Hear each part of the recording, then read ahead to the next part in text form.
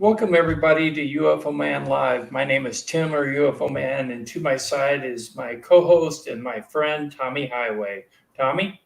Hi, folks. I'm Tommy Highway. Unfortunately, we've had a little bit of a problem this evening. One of our guests, the guest that we were going to have on with us, has some storm problems in their area and have lost their internet, power, things of that nature. And our thoughts and prayers go out to him and his family. But unfortunately, we've had to reschedule with him.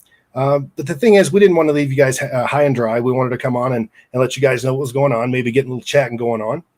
We've also got some news we're going to talk about. But one thing that Tim and I wanted to mention, actually, what we wanted to thank you for, frankly, is that we sort of had a little bit of a milestone, and it just sort of happened, and we're very proud of it. We actually, with the last week's show, actually hit 1,000 views faster than any other show that we've ever done without having like a major guest on board. And we're very proud of that. And we want to thank all of you for making that possible because, we really, really appreciate it. For those of you that have been out there passing our link around on your social media, thank you for that. We really appreciate it. And if you haven't done that, folks, we'd really appreciate it if you would take our links to our shows and our material and go ahead and pass that out there on your socials and help us grow the channel. Thank you. Corey Wager in the chat said, oh no. Well, Corey, I'm going to let you know. We have a really interesting interview tomorrow night with Carrie Cassidy. On the 28th, we have confirmed with Whitley Strieber. So you can look forward to that. And we're working out with our guest that was supposed to be on this evening for another date. So we'll let you guys know when it is confirmed and most likely advertise it the day of the live stream so that you guys know it's fact and that you can come and join us. Tommy? Absolutely. And again, excuse me, tomorrow night, we got a very special treat with Carrie Cassidy. You're going to love it. We really enjoyed doing her show. That was fantastic. And what we're going to actually do is I think we're going to go ahead and, we have a pre-recorded show with Carrie Cassidy. And then Tim and I are going to join all of you on the chat full time. And we'll get to chatting then up. You guys can ask us whatever questions you like. We'll certainly answer whatever we can that's, legal. And we'll have a great, but we'll have a great, wonderful time, I promise. And again, the interview is fantastic. We were very, very proud to be asked to do Carrie's show. We think the world of her, of course.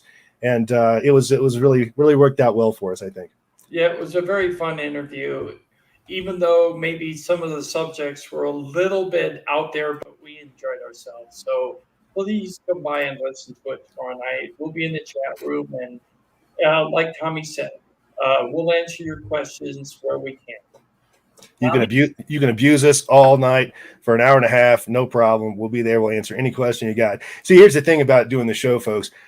It's very difficult for us to do the show and chat as much as we would like to, because we're busy, of course, doing the show. And so this will be a very unique experience for us and a unique opportunity, I should say, for us to actually get on the chat full time and experience it with you guys and, yuck it up if we need to. And, again, answer all your questions should be great. But I'll tell you, folks, while we're all here, and again, we thank you all for coming, and I'm very sorry to disappoint you.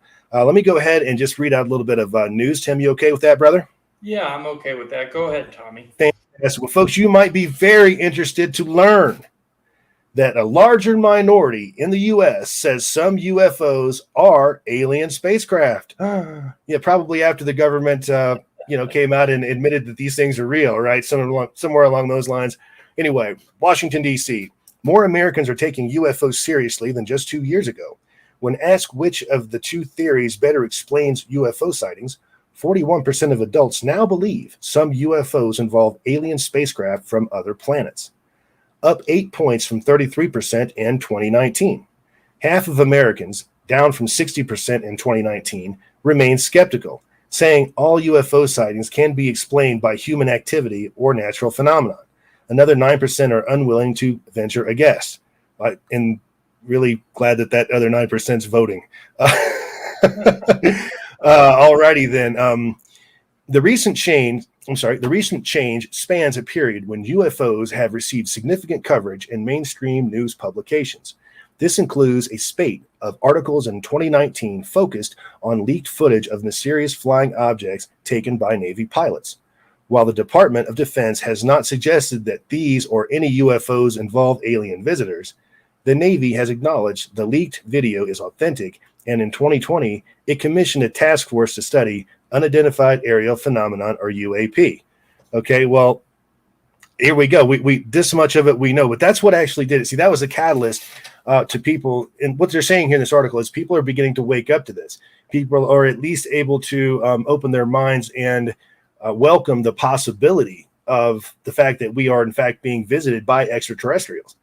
And I mean, I guess the first step, was a very small step, but again, as much as we absolutely despise the version of the UFO report that we all received, and I'm sure that that's the sentiment they all share, at least they did in fact acknowledge that these things are real. These things are real and tangible, and it's something that it's no longer it's no longer lore, I guess, no longer tales around a campfire, or like Tim and I always say, the tales of a drunken hillbilly.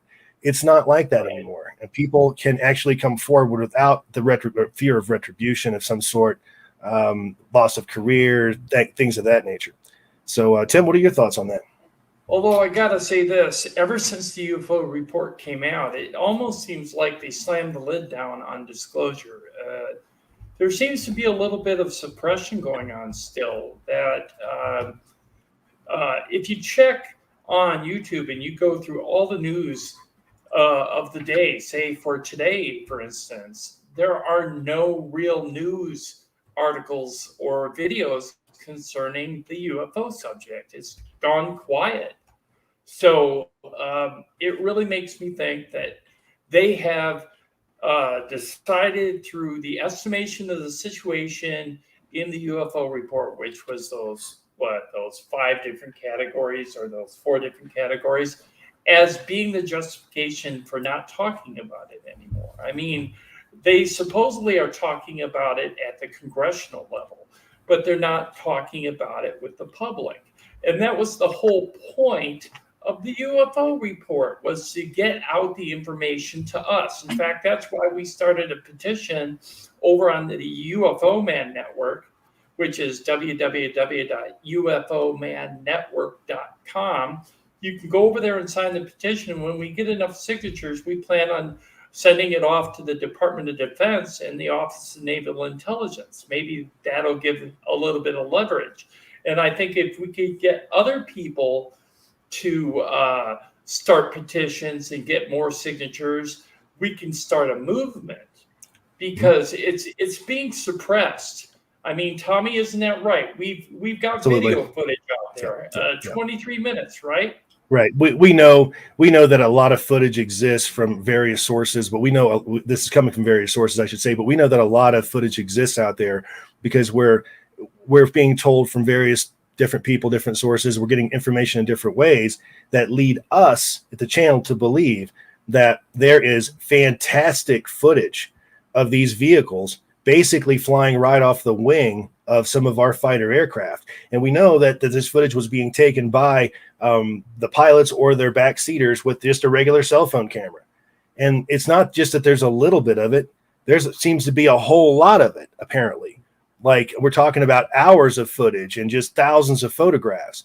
And the thing about it is, these things also, this is not in the report, but I've been led to believe that, see, we've had wing cameras on our fighter aircraft forever, even like since World War II. Okay.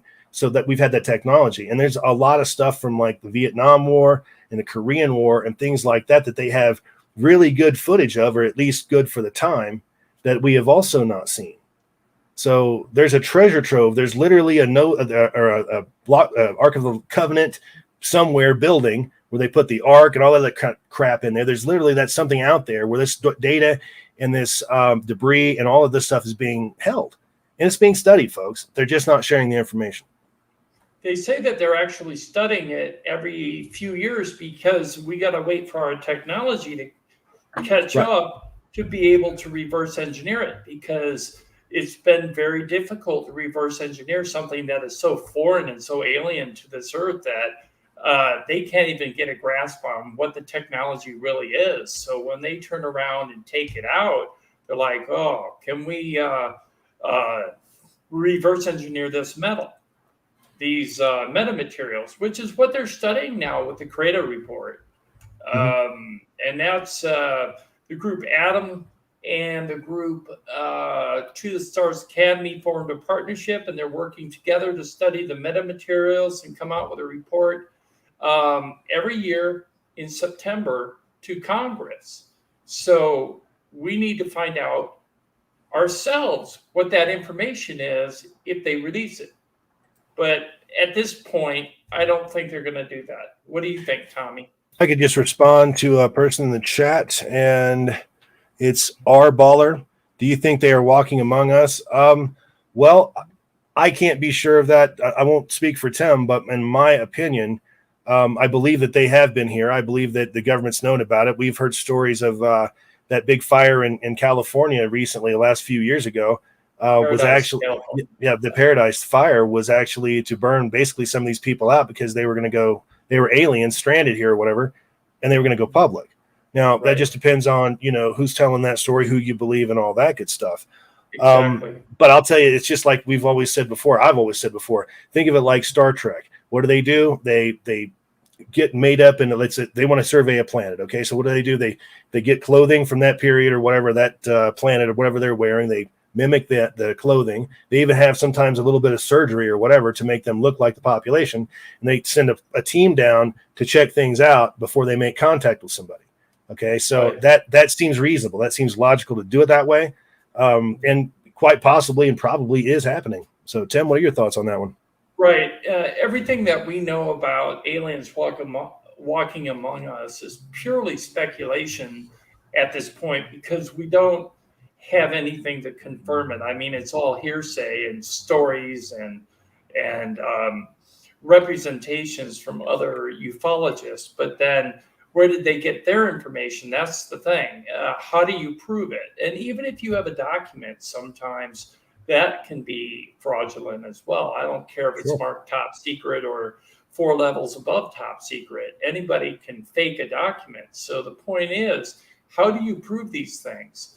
So do I believe they're walking among us? Yes. Do I believe there are races walking among us that are humanoid nature to where we couldn't tell the difference if they are sitting next to you in a movie theater? Yes, I believe that because I've read enough information to indicate that. Now, like we said, we cannot prove it. Right, well, Tommy? we can infer a lot of things by looking at cave paintings and carvings and wood carvings and things like that. We can actually, and we've talked about this, we've done several shows on this actually over the years, and we can look back at that, and it's like you can look at a cave painting, I think in Arizona, and it's like guy chasing buffalo, aliens. I mean, UFO, aliens, and then guy chasing buffalo again. It's like because they were trying to convey what they saw, right?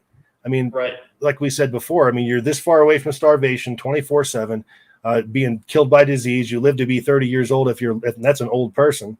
So you don't have much of an imagination. So for someone to actually sit down and take the time to do a carving of a guy in a spacesuit or a gray alien or a spaceship on a cave wall or something like that, it took effort and resources to do that. And so our theory is the reason that this person created that piece, that whatever it be, a carving or a painting, is because they were so affected by what they saw or what they personally witnessed that they had to basically write it down, if you will. And that was the way that they did that. At least that's our theory. Right, because when do you have the time when you're trying to fight for your life and get food to draw a picture of a saucer? You're living a short ass miserable life, period. And that's it. And for someone to sit down and create these things, they must have had a reason for doing it. I guess that's my thought. Right, and I agree with that. So to answer your question, I do believe they're walking among us, but in all actuality, and if you were to ask me definitively speaking, I would say there is no actual evidence other than ancient carvings, paintings.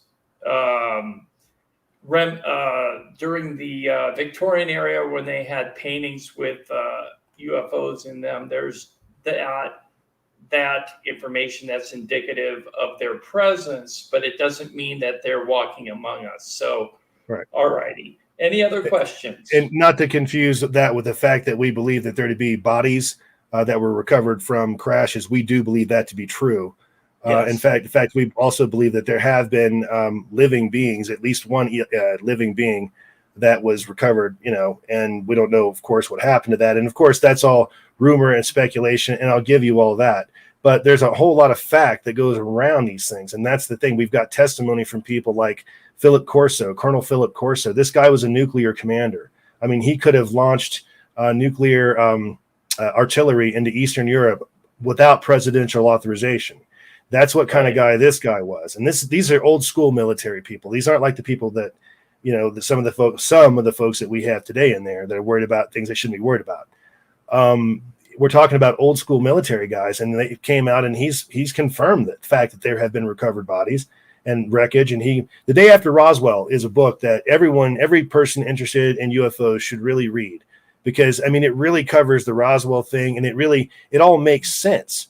Okay. It's one of those, after you read this book, I guess my reaction to it was, you can't make this stuff up. Okay, that was like my first reaction at the last page of the book. So it's definitely a great read, folks. I would definitely check that out, and it tells the story. I actually agree with that. There's a lot of information out there that is mind-blowing. It's really hard to digest some of it because it's so far-fetched. But Tim and I were just in an argument backstage, actually, about there's certain things that we mostly agree about everything. Okay. For the most part, we agree about 95% of the stuff, but there is that 5% or so that we do not agree with or agree with each other. I'm not saying anybody's right or wrong. I think he's insane, but I mean, yeah, well, but we know Tommy's in preschool, so that's all right. No. I just got out of rehab. Thank you. Anyways, we have playful banter and arguments back and forth all the time, because we have to be skeptical on subjects, and if you disagree, then you got to agree to disagree. I mean, that's the only way to take this subject, anyways, because it's before they came out with the leaked footage back in 2004 and 2017. Everybody was questioning the validity of hardware flying around in the sky. It was taboo, and we still had the stigma and everything. But I got to say, it's changed. Yeah, the stigma is definitely lifted. I mean, at least it's lifting. It's in the process of lifting. Let's put it that way. Right, exactly. But back to the banter in the show. You got to understand, folks, that Tim and I, we have several meetings a week where we discuss all this stuff. We actually go our news. We go with the things that we're getting from our sources. We go back and forth. A lot of work goes into the show. It really does. I mean, you got all that going on. Then of course there's a childish name calling. Death threats. Pretty sure Tim came over and keyed my car one night. But after that, it's a great show. Yeah, drinking, smoking, all that good stuff. Yeah. No, but a lot of work goes into it, and the thing about UFO Man in our show and our basic principle is the fact that we don't deal in the crap. We don't want to deal in the tabloid stuff, things of that nature. We don't want to go into flights of fancy, because too many researchers have done that. And when they've done that, then that gives the naysayers and the critics all the fuel in the world to go after them. Yeah, it gives them fodder. Yeah, it really does. It really, and it's crushed a lot of otherwise decent ufologists, because they went someplace that Loch Ness monster or just an example, but they went someplace they shouldn't have gone. They didn't stay on the subject. And our goal here is to actually get disclosure. And the only way we're going to get that, obviously, is we all come together and add our own little piece of this puzzle. And when we do that, as we do that, the puzzle gets bigger and bigger and bigger. And so does the picture of what we're looking at here, the subject at hand. And that's our goal here, folks. So again, those of you that have been sharing us out on your socials, thank you for that. It's really helping. And yes. Folks, if you haven't done that for us, we'd really appreciate that. Thank you. Okay, Corey Wader says, do you think the Ark of the Covenant is an alien technology that was given to us by aliens? Tommy? Great question. Great question. I do believe that it exists. I don't know if it still does or not, but I do believe that something like that existed. And if you really delve into that subject, then I mean, this thing had an awesome amount of power coming from it or whatever. And these are people that didn't have electricity. Okay, barely had most of them didn't have running water, anything like that. So that's one of those things. It just kind of depends on what you believe, because the only evidence that we really have are the texts of history, and we're relying on them strictly for all the information. It's not like other things that happen in the modern era where we can have some text evidence. We can also have other forms of evidence. So it's a leap of faith any way you look at it, but I guess that's all in the eye of the beholder, if you will. Yeah, a lot of incidences that occurred within the Holy Bible actually indicate UFO sightings. I mean, there's the wheel within a wheel, Ezekiel's wheel. Come on, or when who was it? One of the apostles was stuck in the cleft of a rock as supposedly God passed, and he passed in a ball of fire. Well, what happened in the movie Independence Day when the ship broke free into the atmosphere? It was surrounded by a ball of fire. So who knows? Maybe it was a ship. Anything coming through the atmosphere at a high enough speed would certainly, asteroid, whether it be a meteor, whether it be a spacecraft or whatever, it burns down through the atmosphere. So it appears to be on fire, and that makes sense. Because to their eye, they don't have any. I mean, thermodynamics and things like that are they're a little far away from that. So that makes sense that they would say, "Oh, it's a ball of fire," because to them it was. And they're gods too. That's another thing. Could they be referred to as gods? Yes. Sure. A lot of Egyptian gods were thought to be from space. Well, imagine if you were to take, let's say, an iPad. Back to, I don't know, let's say 1800. All right. And you were to be showing people this iPad. Okay. You've got something magical. What you have it's not technology to them. It's magic. Okay. And I think we as humans sort of tend to lend ourselves to the fact that we have it all figured out technologically, or we're in pretty good shape. But what we're essentially looking at when we're looking at alien spacecraft are technologies and physics that we don't have any clue, no idea how to understand. We don't even basically know where the first step to be would go. Now, what was it? Bob Lazar. Bob Lazar has made the claim. It was a big deal back in '89. He made the claim that we've actually been working on captured, from however we got it, the captured alien spacecraft and or other sciences. Okay. Right. Now, I personally am a believer of Bob Lazar. I just think that I just don't know why a guy would make that up, that in his position at the time. And for that matter, I don't know. It's stuck. The story stuck, because before that, I mean, UFOs were a laughing stock. I mean, you'd say it, I saw a UFO or whatever, and people would laugh at you. They still kind of do. But back in '89, when Bob Lazar came out, I mean, that was a pretty bold statement. And it really got a lot of folks' attention. I think it certainly got mine. But it all depends. Again, everything, unfortunately, because we don't have the real story, because the government will not be honest with us, and I don't mean just the United States government, but anyone's government will just simply not come forward and say, "Blah, here's everything we've got. Sort it out for yourself." But because we don't have that, then unfortunately we have to rely on basically witnesses and conjecture. And that's all we've got. And I think that sucks personally. Yeah, it does suck, because when we're trying to find the truth, how do you find the truth when it is conjecture? That's the problem. Like we said earlier, you can't be definitive in this subject. There are no experts. I mean, you got to rely on a person's word, on a person's story, on a person's credibility. Encounter. And credibility, right. So when you get reports from military personnel who are trained in observation, like jet pilots and ground forces, and you've got police officers that are trained in observation and people of that caliber, then possibly you can put a little credence in their reports. Now, you and I going out in our backyard and filming something with our cell phone camera, with all the technology that's out there, like Photoshop and CGI, it can be changed, it can be altered, it can be faked. So our credibility is eroded a little bit because we are civilians. Now, if you are not a civilian and say you're trained to be a trained observer, then you become a more credible source. Well, especially nowadays, because even the cops have been ridiculed and stuff before over the years, and we've heard countless stories that the police have reported sightings and things like that. I mean, they're out there driving around all night, and even some of those guys, in fact, most of those guys were ridiculed to some extent. I mean, people imagine coming to work and you sit down at your desk and there's somebody's pinned a picture of a flying saucer somewhere, and that kind of crap that they've had to go through, because it's such. Certain people in this world are absolutely closed-minded. They see the world around them. They are operating on absolute autopilot, and they have one program, and it cannot be altered. Period.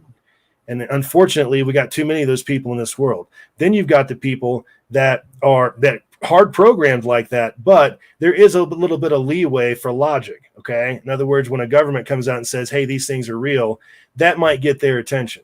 All right. Then you've got the people that are just normal, everyday people, just like all of us, that, we know BS when we see it. We know the real deal when we see it. Okay. So, all you need to do is give us the information and we'll decide for ourselves. And then the last category are the people that are absolutely going to just go ape, what, and freak out at the thought of aliens and extraterrestrials and the fact that we're not alone. There's going to be a certain amount of people that are going to have a real hard time with that. Okay. And we've seen a lot of that stuff in the pandemic. But again, does that, just because of that small group of people that are not going to be able to handle it, should we keep that information and science and everything else from the rest of the civilization, frankly, the human civilization? I think that's small. I think if they get over it, or, evolution will pass you by, I guess. I mean, that's my thought on it. See, the only way we're going to get out of the plutonium age, destroying ourselves from nuclear power, nuclear weapons and all that, is to find a different energy source. Mm-hmm. And we already know how to create zero-point energy. We have zero-point energy device patents. So why don't we release that to the American public? Release it to the world so that we can go off grid. I mean, the big problem is they don't want to have you go off grid because they lose the almighty dollar, the dinero, the control. And the problem is free energy would completely rid us of several different fossil fuels, and that would put a lot of people out of work. So that's an issue. So it's a control issue. Do you agree with that, Tommy? Well, I absolutely do. You have to understand that when our best power source at this point, at least best power source for a wide area, is nuclear. Now, let's break nuclear power down to its lowest common denominator. You're talking about a steam engine here, folks. You're talking about steam power. So we're playing with something that is the most toxic thing that you can possibly imagine on this planet, something that will be radioactive and toxic well over 3,000 years, and we're using that stuff to power a steam generator. There's got to be a better way, and we believe that there is a better way.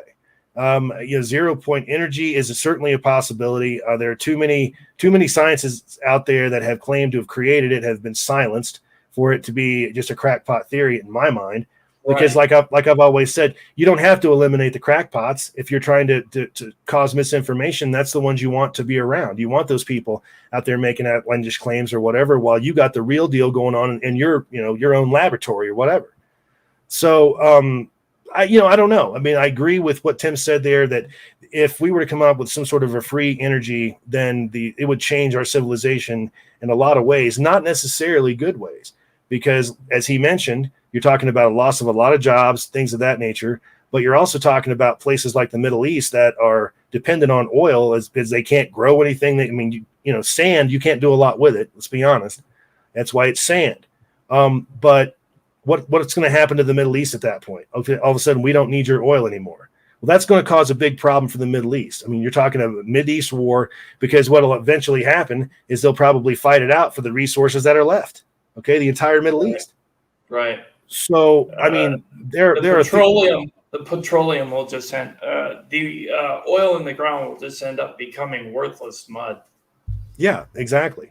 But I mean, personally, do I believe that we have other energy sources and things that's being kept from the public? Yeah, I just, and I'm not a conspiracy theory guy or anything like that, but I do believe that because I've seen too much evidence that stuff like that exists. And even like what was it? Well, look what they did to Tesla. I mean, they destroyed. Yeah, they destroyed Tesla. They destroyed the man. And the reason being is he had a better system, by far a better system. But the problem is they couldn't meter that power. Okay, so they couldn't make money on that power. There's so many different ways that they could have done that now that they weren't thinking back then. But that's essentially what happened there. We're not using Tesla's equipment because of money, the world standard. And someone had a question here. What was that? Well, Corey Wagner said that we are talking about the 100-year suppression that the government has been withholding from us. Oh, absolutely. And they continue to do that. They got backed into a corner where they had to give us something. And what we got was a 9-page, 5th grade book report, B+ work at best. And, but again, we all we can take from that is that, yes, these things are real. A lot of people that have seen these things should have a sigh of relief that they're not crazy, frankly. Right. But then again, you have to look at what the media has done to the UFO movement. And I was telling this story. Actually, I'll share it with you again.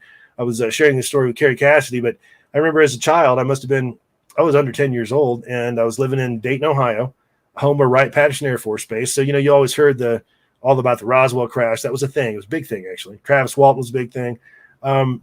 But what got me is the fact that this news crew came out and they had a guy that had a UFO sighting, and it was like a big deal. They were advertising it, throughout the day. And this is back when everybody had like 6-8 channels, whatever. That this guy was going to be interviewed, and it was going to be like a big story. So people gathered around the television to watch this guy's story. And when they came on, and this is a trusted news station, this was the news station that my family used to watch. And they came on, and they got this crazy homeless guy, and he's waving his arms. Oh, they were over there. They were over there. He's got gold paint in his beard where he'd been huffing paint. And the news anchor was snickering, and the guy that was interviewing him was snickering. The camera guy was probably snickering. All right. They were making light of not only this man's mental illness, but the UFO subject. And I remember as a little kid thinking how disgusting that was. It was awful on so many different levels. Right. I think that we've come a long way since then, although I still believe that the suppression hammer has dropped. Yeah. We are still being suppressed.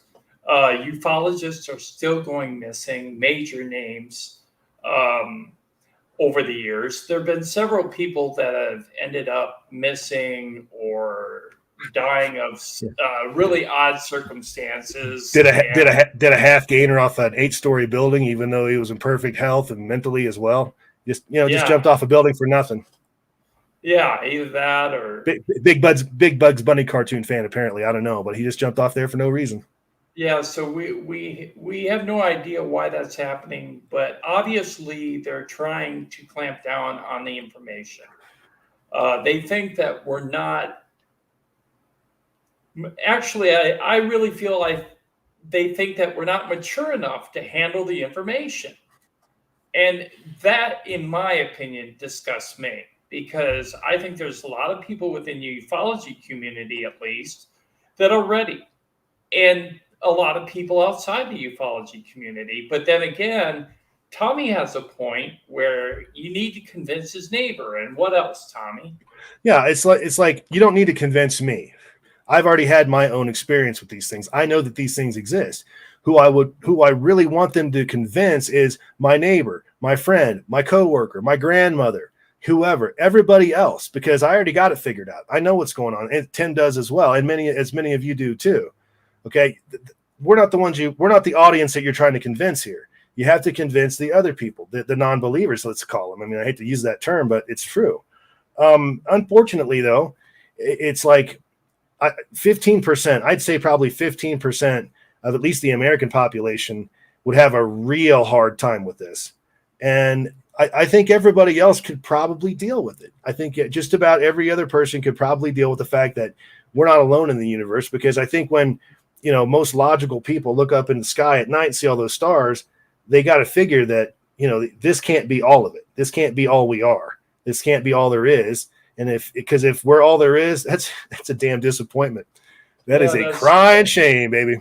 That's very depressing. In fact, religious texts said God created the heavens and the earth, so the heavens could be space. And if you think about that in that context, then you think about all the beings out there, all right, have to be there. They have to be there. So the ones that are coming here are also knowledgeable of a higher power. And why I'm saying this is because in regards to UFO suppression and alien life suppression, one of the reasons they give is that, we can't handle it because religion will crumble. Not necessarily. I don't believe that religion will crumble. No. I think it might force religion, probably will force religion to evolve in some way. God only knows how. But that's, who knows? But I wanted to take a quick second here, folks, because I am noticing that we've got a lot of brand new people in our chat, names that I am not familiar with. For everybody that's here, that's our regular folks, thank you as always for coming, folks. We really appreciate it. And all you new folks, listen, we really appreciate that. I'm going to kick a link out to our channel. And if you would be so kind, at least if you like what you see, just remember that we do a live show every Saturday night, Eastern time, and where we have great guests and things of that nature. We also do a UFO video review. So let me go ahead and give you our link. And if you wouldn't mind, go ahead and subscribe to the channel. That'd be fantastic. And heck, if you wouldn't mind even further, go ahead and share this out to your socials. We'd really appreciate that. Thank you. And drop us a like as well, because it helps the algorithm recognize our channel. Sure. With more likes. Yeah, you have to understand, this isn't a normal show for us. This is something we were just privileged to have a person that was available for an interview on this date, and of course that fell through. So that's why we're just kind of doing a sort of a BS session, if you will. You guys can ask us any questions you'd like. We're happy to answer those kinds of things. I'll give you Tim's social security number right now if you need it. No, you won't. Yeah, and we'll let you know that Tommy just had sex change operation. So it's pending. I'm still waiting on the insurance papers. Yeah. So anyways, we're having a good time, and we just want you all to know that we really appreciate you coming to our live streams and hanging out. And once in a while, we're kind of serious when it comes to subject matter. But tonight, we're just kind of chilling. Yeah. We like to, people tend to learn while they're being entertained. And that's why you have the Hooked on Phonics thing that I was dismissed from the class several times when I was in high school. But people tend to learn when they're entertained. And we want to try to entertain you folks as well as bring you this subject matter in a very profound and serious way. And we like to think that we ride that rail pretty well, because the reason that we're even on tonight, we could have just, put a message up there saying that, sorry, the interview this evening was canceled for weather reasons, that kind of thing. We could have done that, but we talked about it, folks, and that's just not us. That's not how we do things. And we feel that our audience deserves better than that, really. So that's why we decided to just go ahead and come on and just say, hey, this is what happened. Let's do a little chat here and make fun of Tim all night. Yeah, Tommy dragged me screaming and yelling down the hallway to make me do this live stream. No, I'm just kidding. Drained the battery on 2 tasers. It was ugly. It really was. Okay, now I have to bring this up here.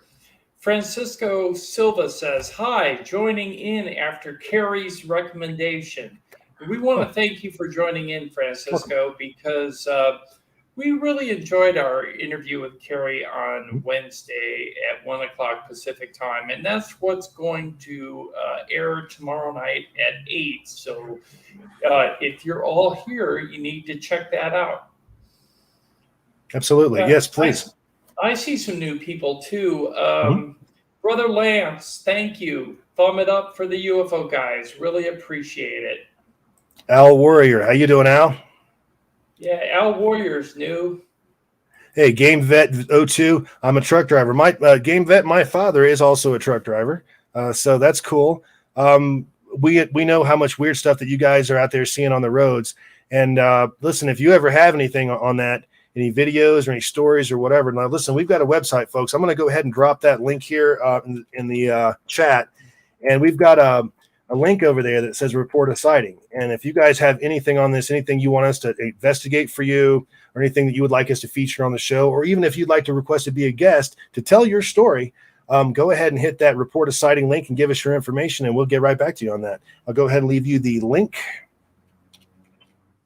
Actually, GameVet02 and I have communicated recently because I have one of his videos up on my channel of a pink and white cylinder that he filmed.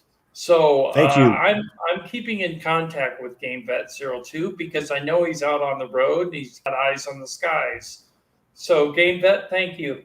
Thank you, sir. We appreciate that. And see, that's the kind of effort right there and attitude that's going to get us where we want to be, folks, to the plane of disclosure where there's no more doubt. The government doesn't have to deny it anymore because we've already proven it. And that's where we're going with this. At least that's where we're trying to do. Yeah, we're trying to get confirmation. We're not really trying to get disclosure because we feel that's already happened. Well, to a certain extent. And confirmation would be nice, but we, as ufologists, myself and Tommy, we already know for beyond a shadow of a doubt that aliens are real and that there is ET craft flying around. And it's not exotic technology from the U.S. arsenal. In fact, we interviewed Matthew Roberts from the USS Roosevelt about 2-3 weeks ago. And when we interviewed him, he confirmed on our channel that when he saw the gimbal and go fast footage on board the USS Roosevelt after it was filmed by the jets,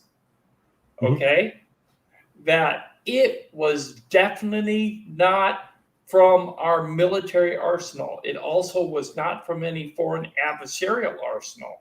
And this is from a man that could identify all types of weaponry and craft, airplanes, jets, and so on. So he came out and confirmed that those videos are legit. And they're exactly like you see them on the news. They're not altered. Right. They're not. It's the exact footage they had. We were always under the impression, knowing the U.S. government as we do, that they were giving us the crappiest version that they could possibly give us of that footage, the lowest definition, lowest resolution, and all of that. But apparently, we were incorrect about that. So just to stand up about it. FYI. It's been confirmed that is, as crappy as that footage was, that was the best of it. So it's been confirmed. So we stand corrected on that. Although we do know for a fact that there are 4K cameras on jet airplanes. And that they are picking up footage. In fact, some of the footage in the 23-minute segment that was released to certain members of Congress and all of the intelligence community indicated vehicles that were so strange and outlandish that a lot of the people witnessing the footage claimed that it looked like a science fiction film. Yeah, some were very personally disturbed by the footage. And we know that for a fact. We know that for a fact. That's how. So, I mean, imagine if somebody's upset by what they see when you're talking about a UFO encounter or something like that. If they're upset, then it must have been pretty spectacular. Because if they were just showing them a flock of birds, pictures of this or pictures of that famous balloon, the one sighting that the UFO report claims to be able to have actually solved out of like 1,400 and some, that's the one that Tim and I disagree with them on. We think they're wrong. No way. They call it a Mylar balloon, and we're not going for that one. Well, I heard from a friend of mine the other day that some Mylar balloons that they underfill with whatever they fill it with can rise to a really high altitude. I don't know about 36,000 feet. And the thing that bothers me the most about that is this object was keeping up with the plane against the wind, and it was super large. So there's no way that could be a Mylar balloon. one rich little kid's balloon, apparently. Oh yeah, it had to be. Mm-hmm. Yeah. You never know.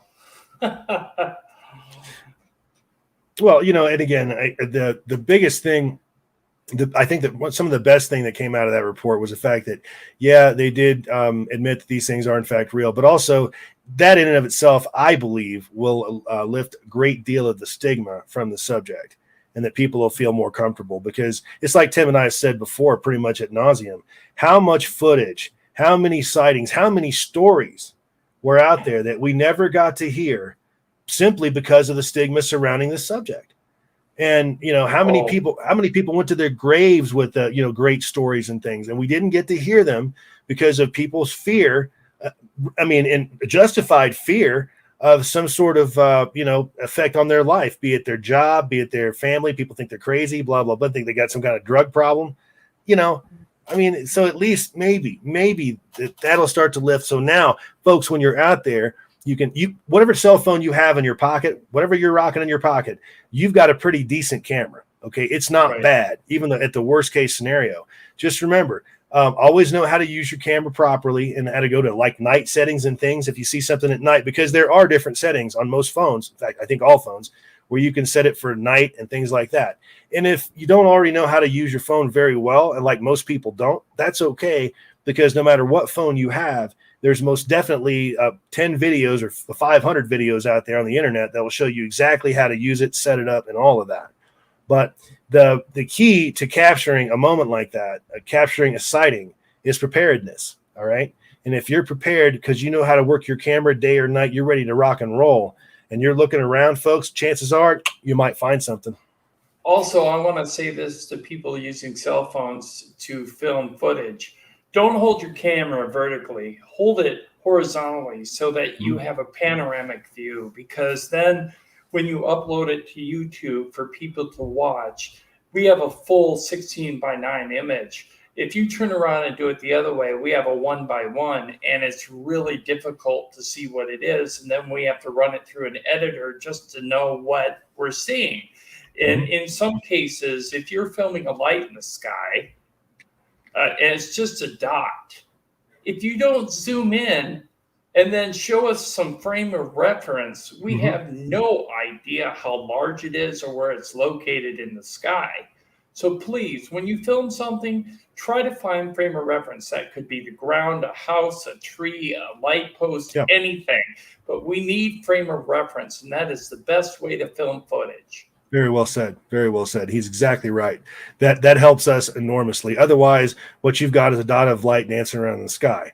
And although that's spectacular, and I'm sure it was wild to watch it and all that, in person, when the digital film, if you will, hits the can, it doesn't look quite as spectacular. That's why it's important to get that point of reference. Thank you for that, Tim. Yeah, Brother Lance says this planet cannot withstand another Fukushima. I think we will populate Mars in our lifetime necessarily. We have otherworldly tech surely to make it happen. If not otherworldly tech, we reported last week that SpaceX is supposed to have us on the moon on a populated moon base by 2030. So that could be the starting point to get us to Mars. I'm going to go ahead and just thank everybody for coming out. Francisco Silva, Nancy, nice to see you, honey. Bob, how you doing, brother? Who else we got here? Brother Lance, again, thank you for joining our channel. I don't think I've seen you before, but thank you for being here. We appreciate that. AL Warrior. Yep, absolutely. It's in the AL Warrior. Thank you. Let's see who else we got here. Corey Wagner, sir, thank you for coming as always.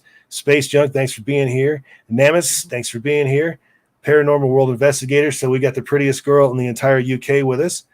Yes. Neil Cohen, Game Vet 02, thank you, sir. Let's see, Jerry Failing, thank you for coming. We really appreciate that. Chad Baker. R Baller, thanks for being here. Appreciate that. Great questions. Really appreciate the interaction. And again, you guys can always just blurt any question you want out to us anytime when we're doing our show, especially our Saturday Live, which again is our normal time slot. This is just sort of an extra thing we were doing. See, Tommy Highway, thank you for being here, sir. I heard you're the man. Renee Cruz, thank you for being here. I think I covered everyone. Yeah, he's the small little man. He's only actually about 3.5 feet tall. Now he's standing up right now. You promised you wouldn't tell. Oh, yeah, that's true. Thank you, Nancy. We appreciate that, honey. Thank you so much. Again, it's just a pleasure to do this. And the reason we're on tonight is that we didn't think that it was cool to just leave you guys hanging because you were expecting an interview. So anyway, did that. But tomorrow night we'll knock your socks off again. We had a real good time doing it, and we'll be in the chat full time.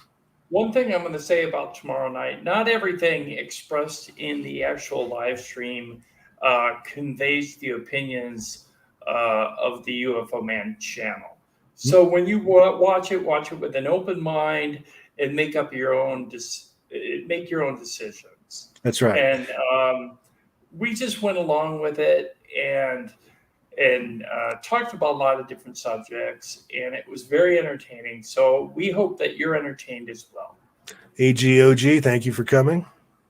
Yeah, that's the ticket. I mean, we put a lot of work into this and stuff, and sometimes things don't work out.